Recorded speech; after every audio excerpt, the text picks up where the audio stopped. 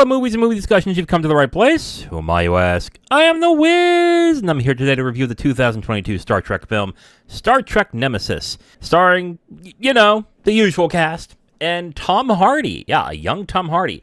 Directed by Stuart Baird. Captain Jean-Luc Picard, played by Patrick Stewart, diverts the Starship Enterprise from its scheduled trip to Commander Riker's and Counselor Troy's wedding to negotiate a peace treaty with the Romulans. Picard is shocked when Shinzon, played by Tom Hardy, who is the new praetor of the Romulans, admits to being a clone of him.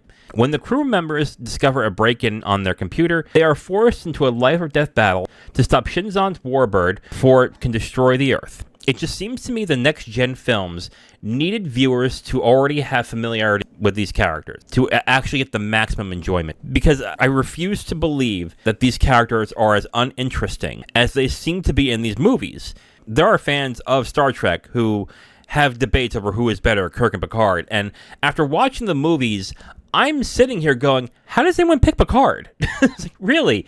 Because honestly, compared to Kirk, he's kind of boring. But then again, there's been like 7 seasons of this series, so obviously there's stuff there that people love about Picard. And to me, it just feels like if I haven't watched those series, I'm not getting that from these movies.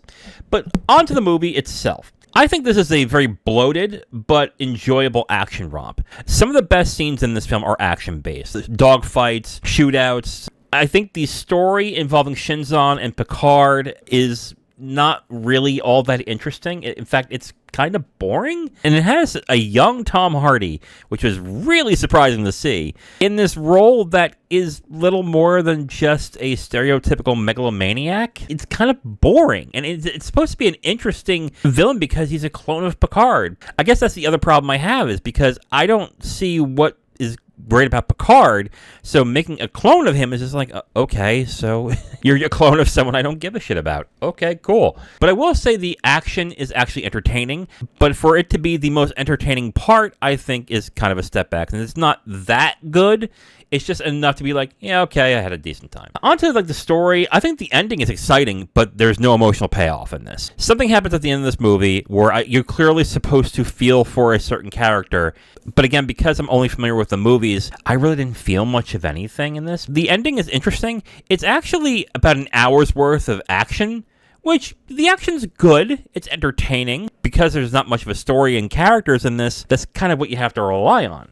I just find it surprising that in the first 6 films, the clear strength of those films were the characters.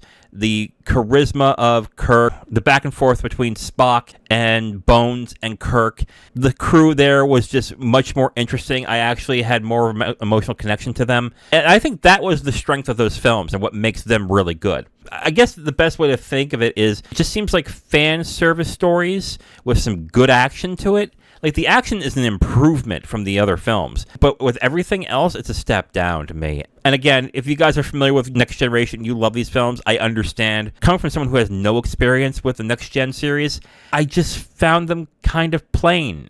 I mean, they're interesting enough to be entertaining, but they just don't hold a candle to the other films from the original cast. So overall, I am going to tacitly recommend Star Trek Nemesis, but I do understand why a lot of people think of this as the worst of the next-gen films. The action is good in this movie. I think the action is what makes it entertaining, and the film is chock full of it. But the story and the characters are just not interesting and compelling at all. It has a really weird performance by Tom Hardy. I just think the villain that he is given is just not a good villain at all. And he just plays an egomaniacal megalomaniac that is just not interesting at all, especially with the twist that is involved with him. So overall, I will tacitly recommend Star Trek Nemesis. Now, if you want my full review on this movie, you can go to my website at IamTheWiz.com. You'll have my full written review right on the site, along with a link to the video that has this review that you've just listened to. All right, so for Tuesday, I'll be reviewing Hoxton, directed by Benjamin Christensen.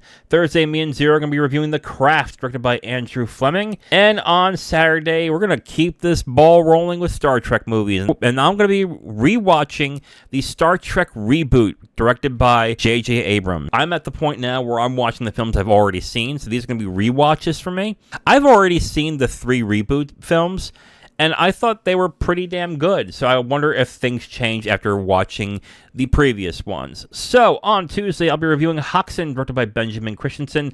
Thursday, me and Zero are going to be reviewing The Craft, directed by Andrew Fleming. And on Saturday, I'll be reviewing Star Trek, the reboot, directed by J.J. Abrams. I am the Wiz, and I'll talk to you next time. Bye.